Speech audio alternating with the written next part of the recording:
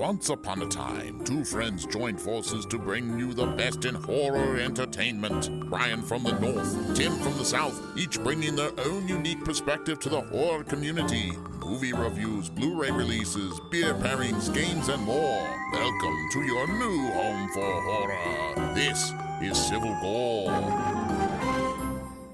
Hey there, everybody. Welcome to the Civil Gore Podcast. I am your host, Tim. And this is Brian. And we are doing the first 2 weeks of today of the October Dismemberment just because it's a beast this month, as you can expect. 5 weeks. We knew it would be. We knew it would be. 5 weeks of October, tons of special editions, tons of releases that are like getting upgrades with new treatments, like 4K treatments and new features. And so that's the way October usually tends to go. So we figured, just to, keep ourselves from like not getting burnt out here, we decided to do the first 2 weeks this week, and then we'll do the 3 final weeks. I think the last week is like nothing. It's like one thing.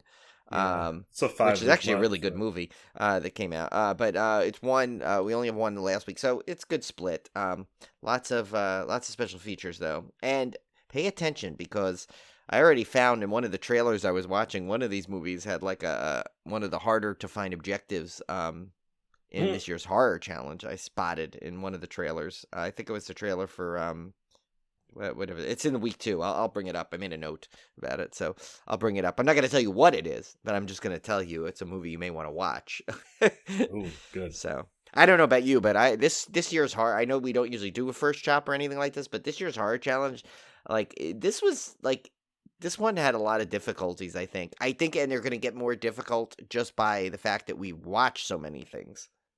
Yeah, this one is being a challenge so far. I'm usually like well ahead in the planning, and I've got like pretty much by this time I would have all of my movies listed out. I'd probably have less than a third figured out. See, I managed to get that all done before I watch it because I was like, I ended up, if all goes well and everything actually claims the way it should, I think I have 5 movies to spare, which I always like to have at least 3 movies to spare at least, because you never know if there's ones there that look so obvious. You're like, okay, it's got to claim this challenge, but then for some reason it doesn't. Yeah, exactly. So I'm like, oh, yikes. And it does pay that sometimes when I'm like, there's movies that I'm like, oh my God, thank God I didn't see this. all these times I meant to watch it and I didn't. Yeah.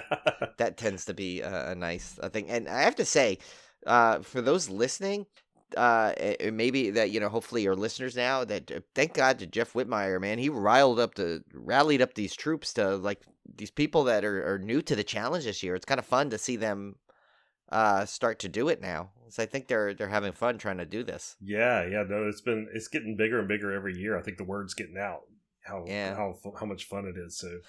Well, yeah, because they see it. That's what I love when we share the objectives, and what we're watching. I think that gets people's attention, and they kind of be like, "Oh, what is that?" Because I remember I saw last year a couple people said, "Oh my God, I got to do this next year," and hopefully they did. And I know some people have reached out like that. They're not really big social media people like on Twitter or anything, but they reached out other ways to like ask about the challenge. Like, oh, hi, I needed, like, we have some people on Instagram that we talk to are doing it. One on Facebook, my old neighbor from Maria. Hello, Maria. I haven't seen you guys. Of course, we haven't seen you in a while, but so she was doing it because she had some issue with the cheat. Not the cheat sheet, the score sheet. So we can make sure we got her a copy of that. So she's doing it. So I think this is the most we have participating this year, which is kind of fun. All right, well, let's get right into our month of October. These are the releases for the week of October 3rd.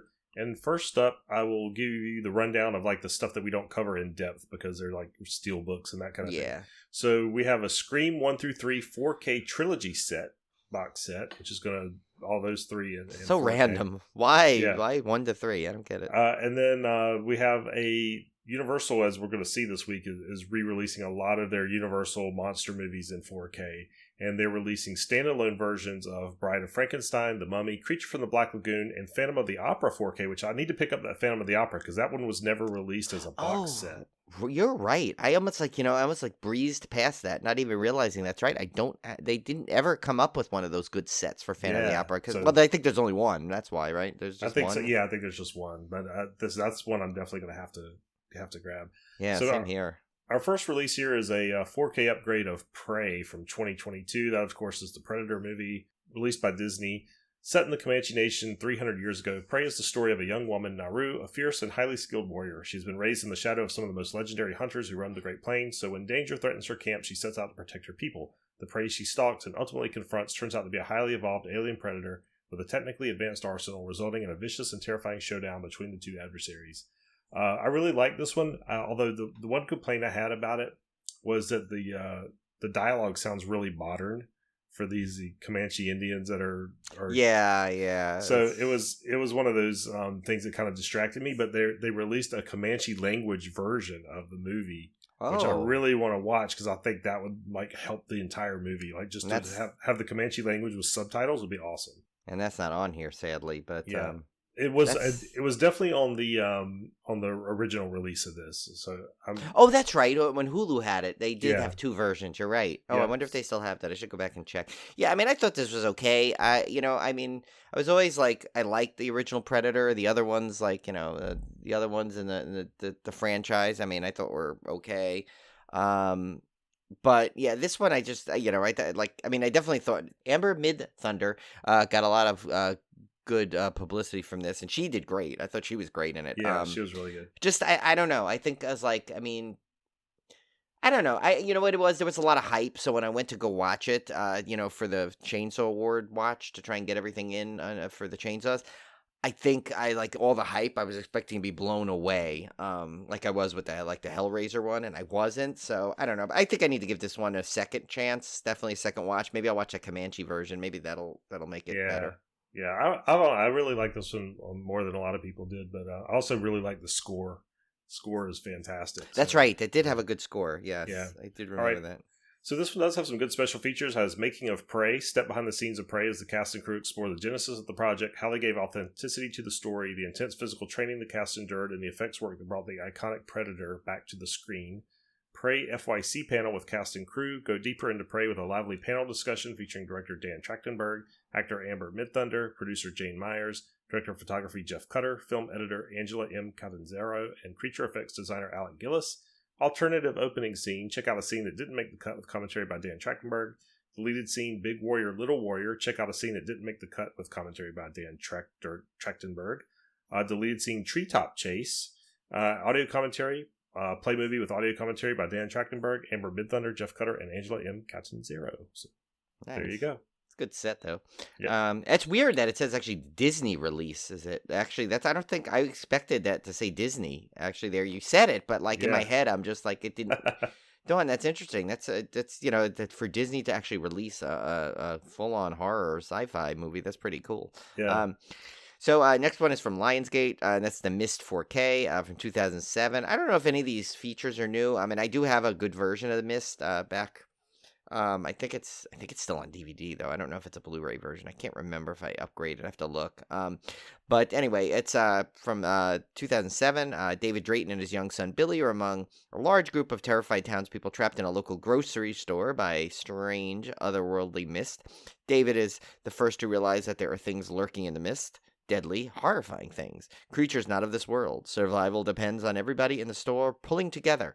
But is that possible given human nature? As reasons crumble in the face of fear and panic, David begins to wonder what terrifies him more, the monsters in the mist or the ones inside the store. The humankind, the people that until now had been his friends and neighbors. Now imagine, that's what I was one of my favorite things about this. One kind of reminds me of that Twilight Zone. Remember with is it the Martians are doing Maple Street? The one where they all think it's like they're all mad at each other. And they were all like, they're like, and I feel like it's funny, like that one was so ahead of its time, and this is ahead of its time. But imagine now with what the culture out in the world is now, and being trapped in the grocery store with people, with probably you're not going to have any of your, with so many mixed political beliefs. Could you just imagine like someone up saying like, "Oh my God, we're trapped in the store," and someone says, "Well, good thing I got vaccinated," and then there's a whole fight. It's like, and then you're already like, there's so much animosity. Now it's like already struggling enough to just get through life, Yeah.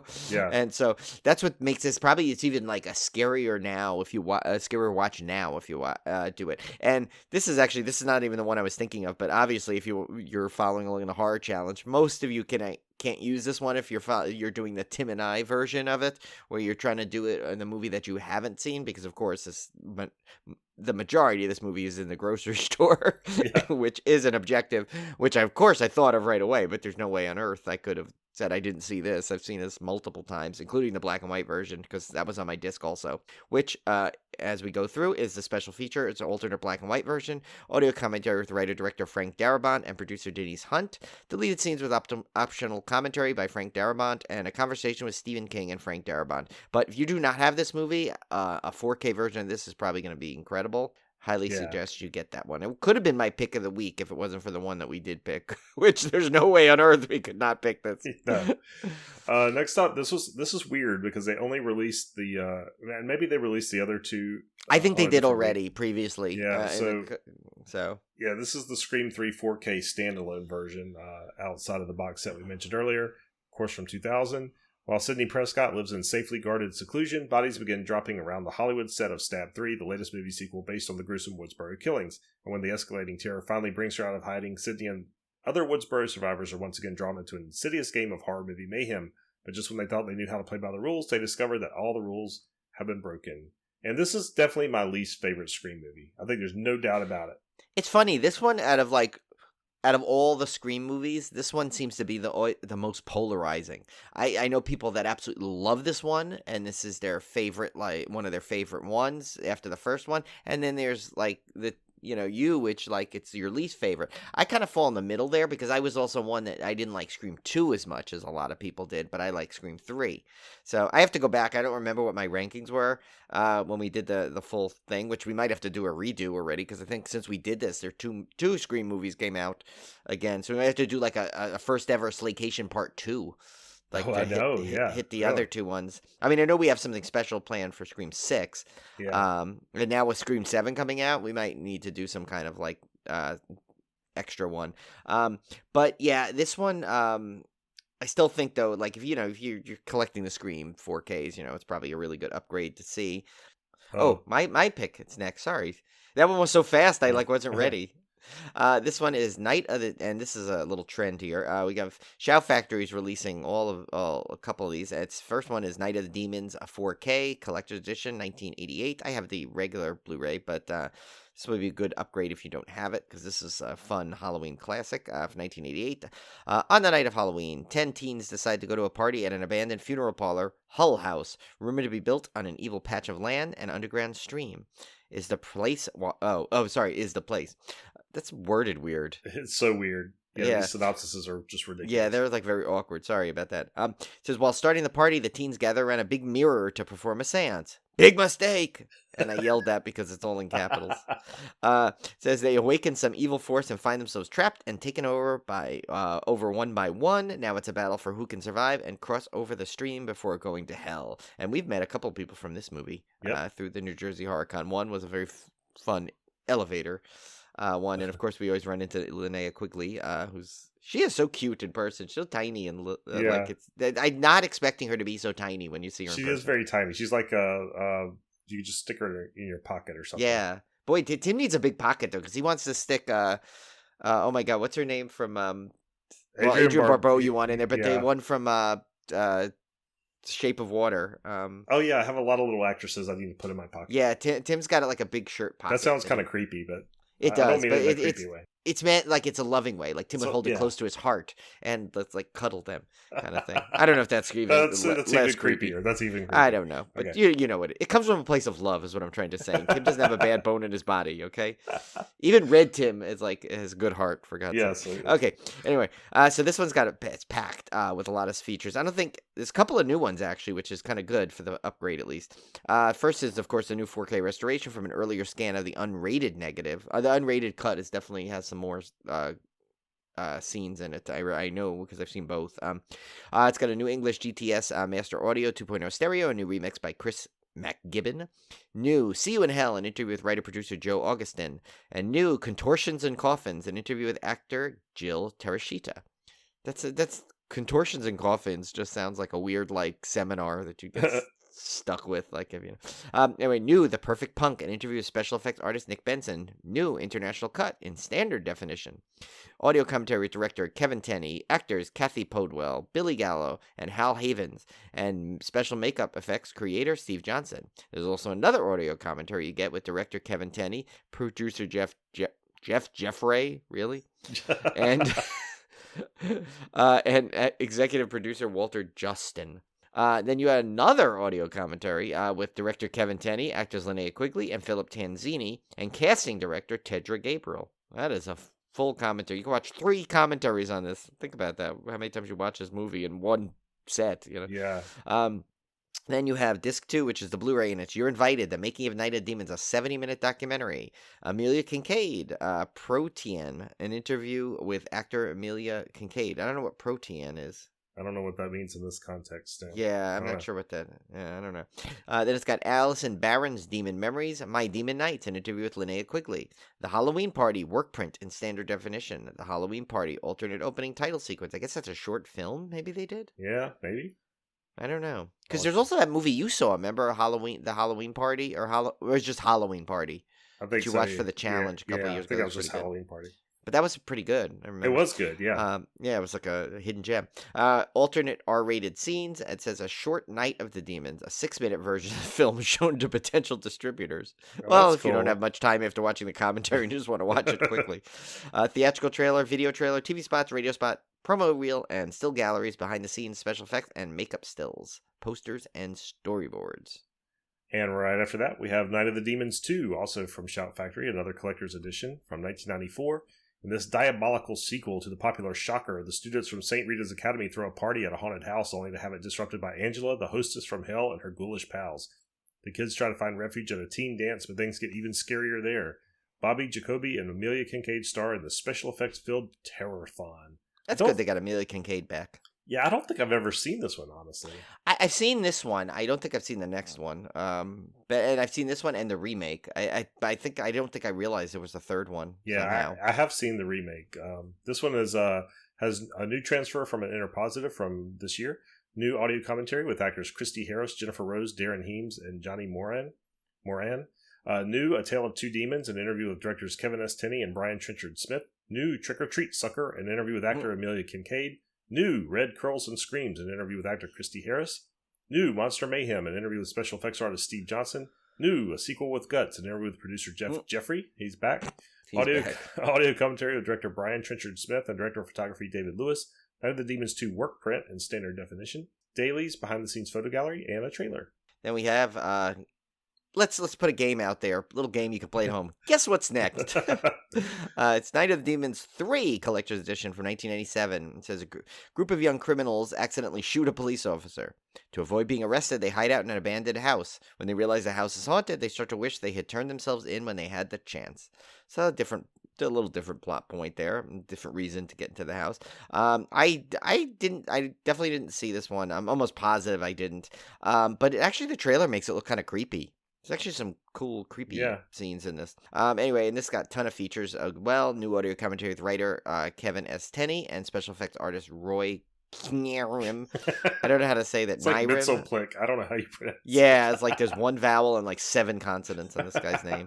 I think it's probably Knierim. I'm going to go with Knierim. Well, let's go with Knierim. New Third Time's a Charm, an interview with director Jimmy Kaufman. New One Hell of a Writer, an interview with writer Kevin S. Tenney. New Going Up North. Hey, an interview with Professor Jeffrey. New Up to World Tricks, an interview with actor Amelia Kincaid. Oh, so she's in this one too, I guess. Okay. Oh, okay. At least she's consistent. Yeah. Like they're consistent with the character. Night of the Demons 3 director's cut work print in standard definition, so you get a special director's cut that I don't think that's been seen before.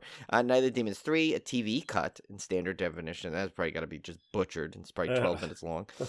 Behind the scenes footage, alternate title sequence, dailies, audio commentary with director Jimmy Kaufman.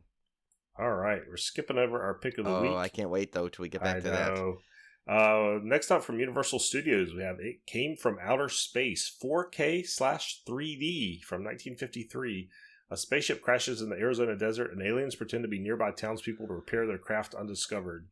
I'm not sure what the 3D is because they don't show it on here on the extras, but I'm assuming it's probably anaglyph because I would think 1953 it was probably old red and blue. Oh yeah. Because I think I have. I think this is a re-release. Okay. Because I may even have the the regular Blu-ray of this in 3D. I need to check. I may already have that. Has a 4K restoration of the film, audio commentary with film historian Tom Weaver. And we remember, tell them about Tom Weaver. He's first of all, you ready, Weaver? No, so Tom is an upbeat, nice guy, likes to hang out at the beach and go to the Regal Beagle.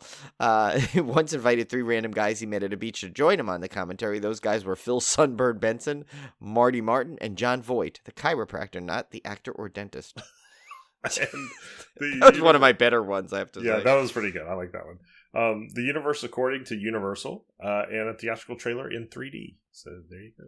Oh, this next one's a doozy, Brian. We may have to trade off on the discs here. Yeah, because this is a big one. Yeah, I mean, and you know what's worse is we probably have already read these features when these came out, but I know. I guess we'll have to we'll still, just for the sake of it, we'll go through them fast.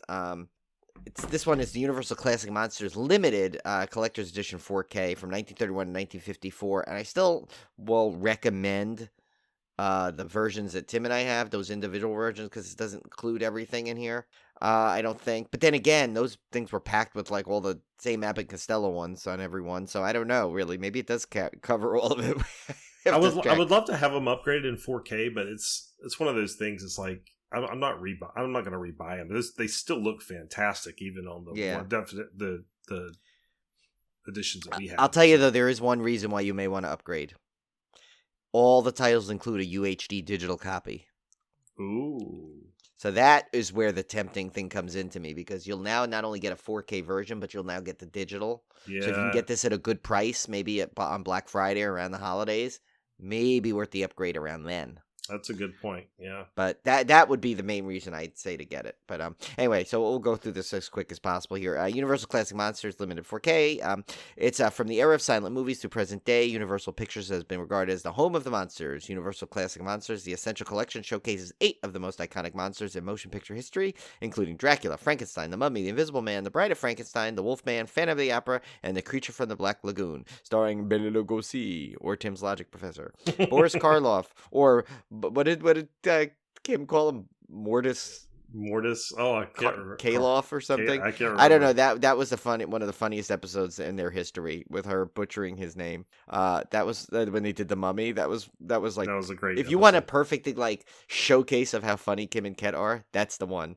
Yeah. But Mortis Kaloff or whatever she called him, it was hilarious. Lon Chaney Jr., Claude Rains, and Elsa Lanchester in the roles they made famous. These original films set the standard for new horror genre with revolutionary makeup, mood-altering cinematography, and groundbreaking special effects. Featuring over 12 hours of revealing bonus features, plus an exclusive collectible book, each film has been digitally restored from high-resolution film elements for the ultimate classic monster experience.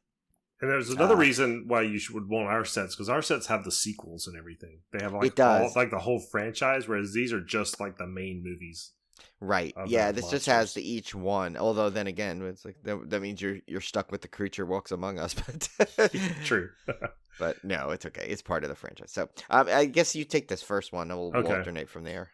All right, so disc 1, we have Dracula from 1931, and all titles, as we go through these, all of them include 4K HD, Blu-ray, and a UHD digital copy, so we won't have to repeat ourselves 50 million times.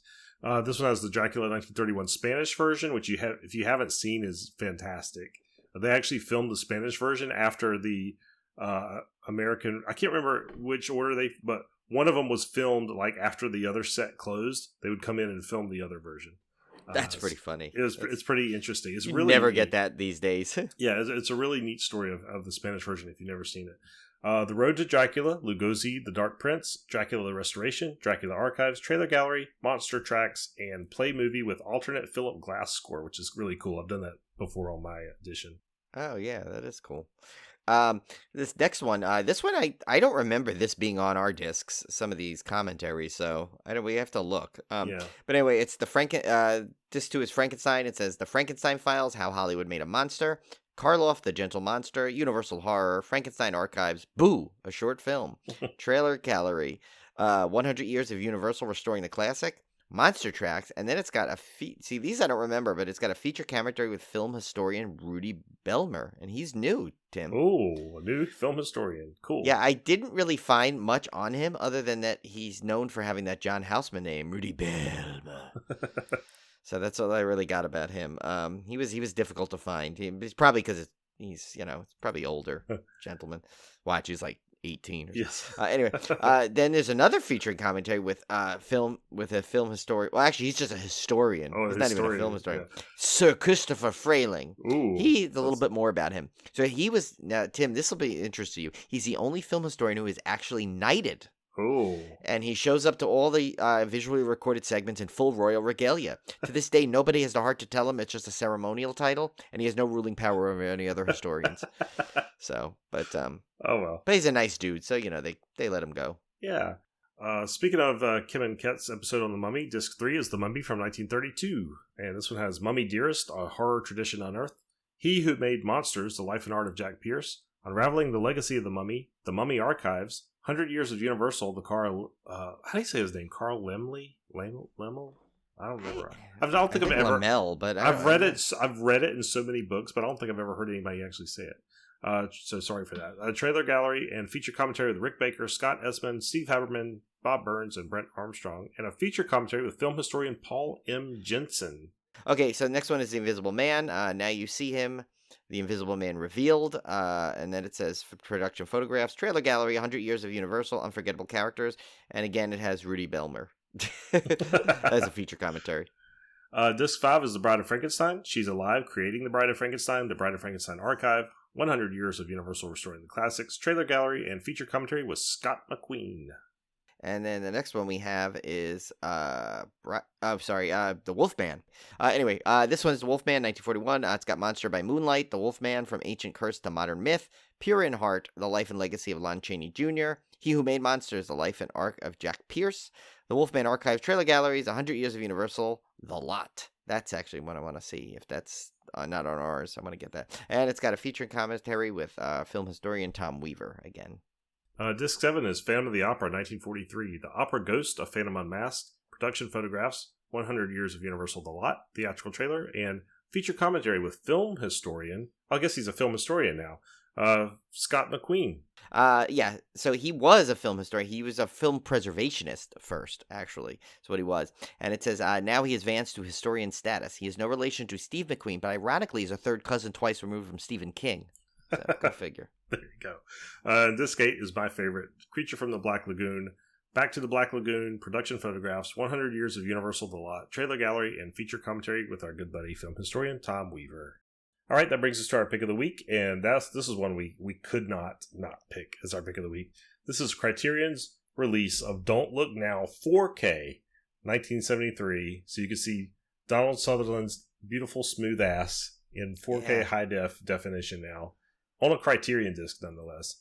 And this is like Tim's dream to see this way, Especially because in all honesty, and you missed out, remember, on that one sale they had, the Criterion sale, and then they put it out of print. So now this is the only way you can get it. You can either get like really bad Sutherland ass or like 4K Sutherland. You gotta have it the full resolution on on an 85-inch TV. That's the only way to watch it. So this one is a married couple grieving the recent death of their young daughter are in Venice when they encounter two elderly sisters. One of whom is psychic and brings a warning from beyond. So this is going to be definitely a must-buy here. Yeah. 4K restoration supervised by director of photography Anthony Richmond with uncompressed monaural soundtrack. Conversation between editor Graham Clifford and film writer and historian Bobby Osteen. Yes, so this one, this Bobby Osteen, he's a new one. He's known for his festive October parties in college, where he used to call Hollowsteen, where he would give several interesting facts about horror films, paving his way for his future as a film historian. Oh, I like that one. Yeah, that's nice. Kind of heartwarming, Yeah, it really is. Don't Look Now, Looking Back, a short documentary from 2002 featuring Clifford, Richmond, and director Nicholas Roeg. Don't Look Now, Death in Venice, a 2006 interview with composer Pino Donaggio. Program on the right. You know what? I once had a very good Pinot Donaggio. I was just gonna say. I would have totally read that as Pinot Grigio. So you got the joke the other way. It was a wonderful vintage. Yes. Program on the writing and making of the film, featuring interviews with Richmond, actors Julie Christie and Donald Sutherland, and co-screenwriter Alan Scott. Program on Rogue's Style, featuring interviews with filmmakers Danny Boyle and Steven Soderbergh. Q&A with Rogue from 2003 at London's Cine Lumiere, trailer, and an essay by film critic David Thompson. Yeah, and that's a movie too. The Don't Look Now has like a very interesting like history to it, because it's known through a lot of like a lot of people, if they look it up, articles come up about the infamous sex scene, which is like not even that bad, especially by today's standards. Today's standards, it's not. And as much as we joke about Donald Sutherland's butt in this movie, like, it's actually a fantastic movie. Oh my god, yeah! And I remember I always wanted to see it when we watched it for the episode. Like, it became one of my all-time favorites. Yeah. Just because, not just because of the Sutherland ass. It's just a very good. I mean, talk about like a horror movie that kind of like just brings you in, but you're not sure where you're going with it, and just like so some of the reveals. Yeah. Oh my god, yeah! I highly recommend that. That's one that Kim and Ket need to do. I know we suggested in their thing, but I'd love to see them do that movie. Yeah. So to recap the week of October 3rd, we had Prey 4K, The Mist 4K, Scream 3 4K, trilogy of Night of the Demons 1, 2, and 3 collector's editions from Shout Factory. We had It Came From Outer Space 4K 3D from 1953. Universal Classic Monsters Limited Collector's Edition 4K that has 8 classic monster movies, the main feature films, not the sequels. And then our pick of the week, Criterion's version of Don't Look Now 4K. So definitely grab that one if you don't have a version already. That brings us to the week of October 10th. 9 releases this week. A lot of steelbooks coming out this week. We had a Friday the 13th 4K steelbook. How many times is that going to be released? Who knows? It's so funny. Even with the rights issues, I feel like that movie has just been released like I know, hundreds of times like lately. We got a Halloween, the newest trilogy, 4K trilogy, has a Best Buy exclusive set of those. Got a Terrifier. With optional Red Tim commentary. God, yeah, I wish I could do a commentary on it. Terrifier 2 Steelbook, Jeepers Creepers Reborn Steelbook, of all things. So weird. First up is a classic. Release number 1, Paramount, Rosemary's Baby 4K. I think this is for their 50th anniversary. 1968. I don't know why that's... the 50th anniversary was for the Red Band trailer. I guess that was obviously is not this year. No, a young couple move into an apartment only to be surrounded by peculiar neighbors and occurrences. When the wife becomes mysteriously pregnant, paranoia over the safety of her unborn child begins to control her life. This one has Rosemary's Baby, a retrospective, Mia and Roman, theatrical trailer, and my aforementioned 50th anniversary Red Band trailer. It seems like this is like a 4K month, I'll tell you too. It really is, because the next one is a Criterion release. So it's probably, again, like Don't Look Now, there's a regular Criterion version of this, but if you don't have it yet, it's probably out of print, so you may want to grab this 4K, and that's Videodrome for 1983.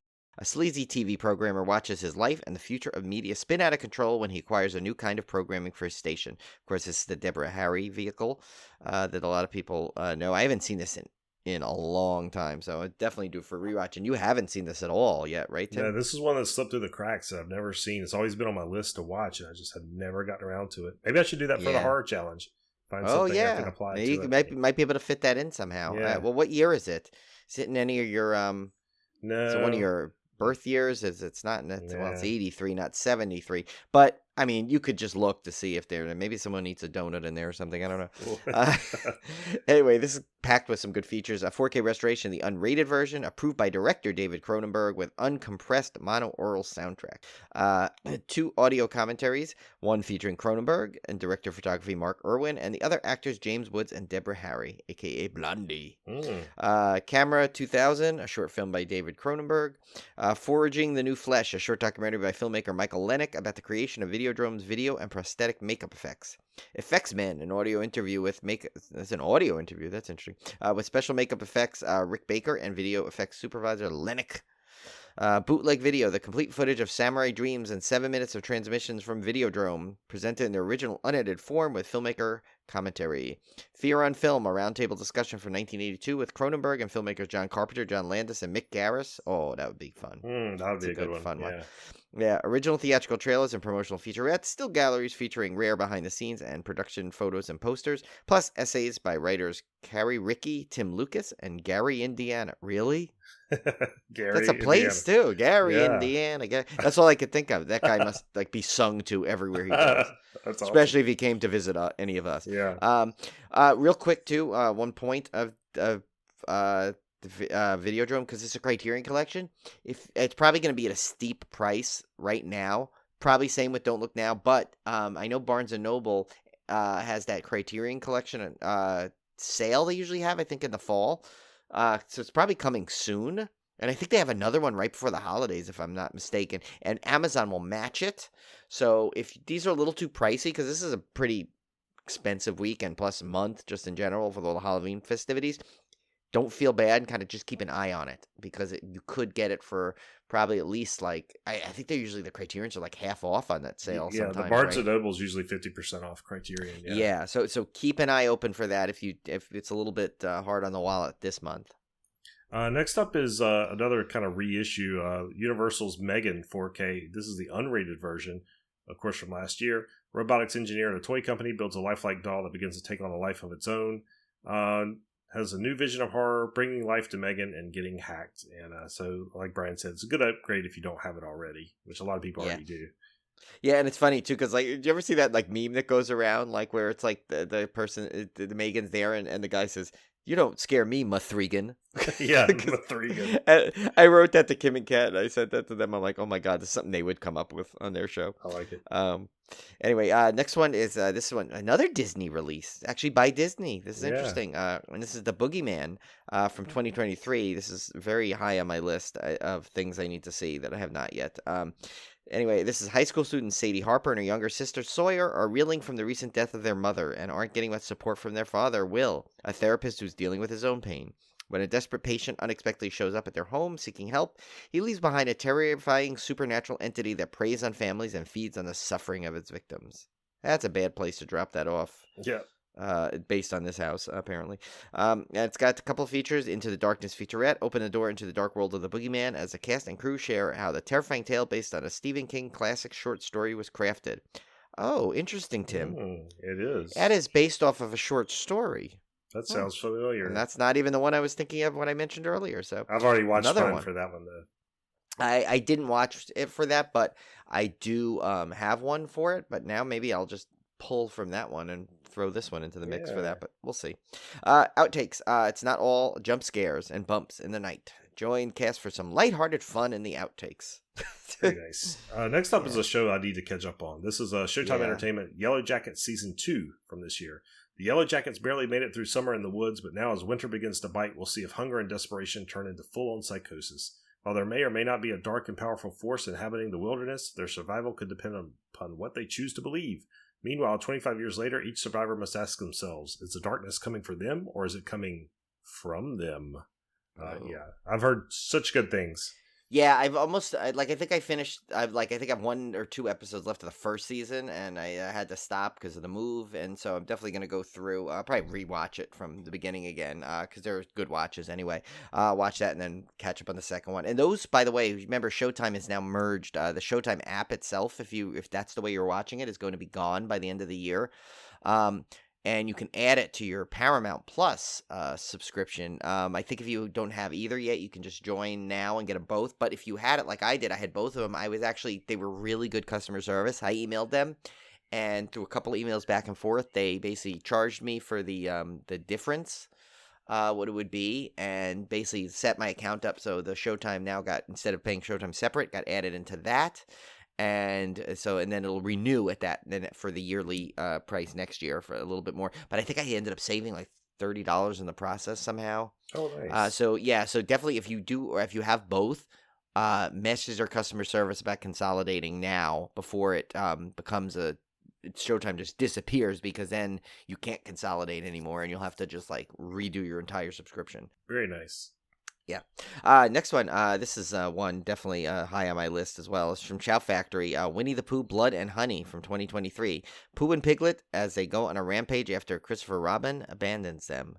And like Tim said, it's also on Peacock now, so you may want to check it out there before you go ahead and buy. And for Chow Factory, there's nothing on here, which is very unusual.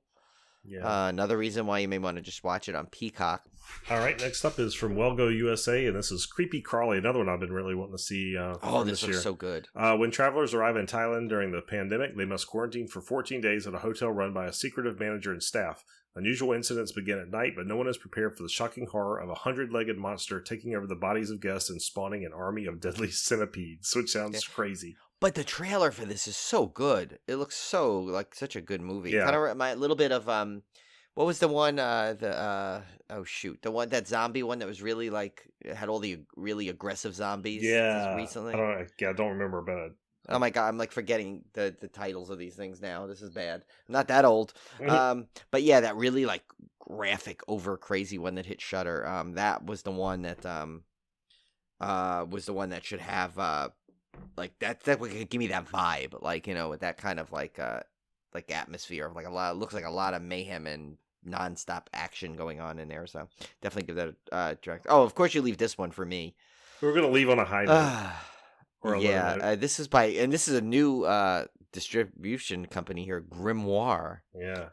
And it's Dick Shark Collector's Edition.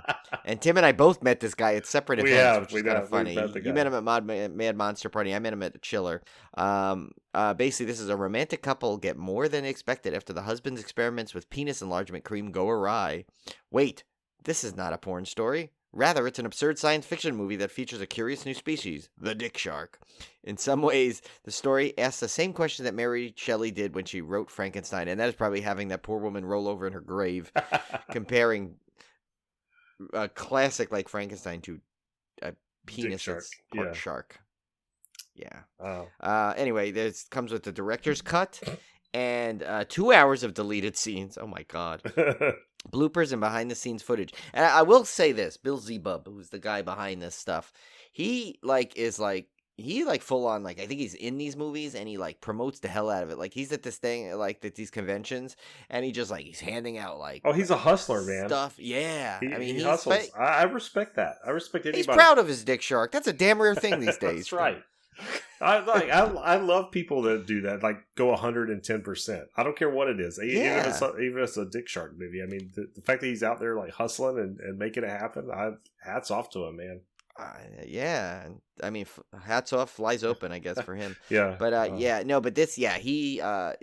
was a fun guy to talk to. Yeah, definitely. Because you kind of feel weird having conversations with him about, like, especially when you see his other movies he did. Go look at his list, by the way, on IMDb. Bill Zebub. Yeah, they're around the same theme. Basically. Yeah, they're all like things like that, and you'll just have a joy like reading through his IMDb credits. All right, well, this one is one that'll be familiar with people that have listened to our recent summer slaycation. This is our pick of the week, and that is a timely Shout Factory Pumpkinhead 4K. Of course, it's from 1988. Storekeeper leverages a local witch's ability to call upon the mythical beast Pumpkinhead to exact revenge upon the death of his son. So if you that guy is Ed Harley. Ed Harley. If you want to know more about Pumpkinhead, listen to our last Summer Slaycation episode. We got a new one coming up to finally finish off Summer Slaycation. Like at some point before Christmas, we're hoping. Yeah, hopefully. It's become a fall festival from our Summer Slaycation. So this one has disc 1 is a 4K Blu-ray with a new 4K restoration from the original camera negative, Dolby Vision HDR presentation, your standard audio stuff, and then an audio commentary with co-screenwriter Gary Girani and creature and effects creators Tom Woodruff Jr. and Alec Gillis, moderated by filmmaker Scott Spiegel. Disc 2 is the same Blu-ray and audio features and audio commentary. But it has some other features. Remembering the Monster Kid, a tribute to Stan Winston, featuring interviews with actors Lance Henriksen and Brian Bremer. Oh, hey, Brian Bremer, yay! Our friend Brian Bremer, we met at New Jersey Horror Con. Special effects artists Alec Gillis, Tom Woodruff Jr., and Shannon Shea. Night of the Demon, an interview with producer Richard Weinman. The Redemption of Joel, an interview with actor John D'Aquino. The Boy with Glasses, an interview with actor Matthew Hurley. That's Todd Gack, by the way. Okay, sorry. That's Todd Gack. The Boy with Glasses, an interview with actor Matthew Hurley. Pumpkinhead Unearthed in HD, a 5-part documentary on the making of Pumpkinhead. That would be cool. Demonic Toys, behind the scenes footage, still gallery, theatrical trailer, alternate title card, Vengeance the Demon. Yeah, I actually don't own this movie, which is a crime. I think I always have it like in my like to buy list because it's always a good price, a collector's edition. But now I know why, because they have this coming out. I might just jump to get this version at this point. Yeah, this is definitely a must get because I don't have this one either. So, and it's one of my favorites from the 80s. Oh yeah, Especially I have like a new love for it now because after we just watched it. All right, so to recap our week of October 10th, we had Rosemary's Baby 4K, Videodrome 4K, Megan 4K, The Boogeyman, from 2023. Yellow Jacket Season 2. Winnie the Pooh, Blood and Honey. Creepy Crawly. A lot of current films this week. Yeah. And then our outlier here, Dick Shark Collector's Edition from 2016. Well, that's timeless. So yeah, true. Our pick of the week was Pumpkinhead 4K from 1988. So if you do not have Pumpkinhead, that's the edition to definitely grab. So that's it for the first half of October. Second half is a lot more loaded, I'll tell you. Yeah, a lot more stuff coming. And there's one, I think, there's a couple of ones that have just massive features. Yeah. There's one of those Tim-like sets that he's going to be lusting after. Yeah, there's some for lack really of a better good word, stuff coming out. Oh my gosh, yeah, October's just slammed. It's gonna be crazy. So join us back here in a couple of weeks for the second half of the October Dismemberment. We got an interview coming up with David Weiner this Friday regarding his newest In Search of Darkness project, which you guys definitely want to check out. And then we got the second half of our summer slaycation coming up with maybe a couple surprises in there. Yes. So yeah, stay tuned for that. We got a busy October coming up on the Civil War podcast. Yes, we do. All right, guys. We'll see you back here in just a couple of weeks for our dismemberment, but we'll be back next week and Friday for more new episodes. So stay tuned and we'll catch you later. See ya.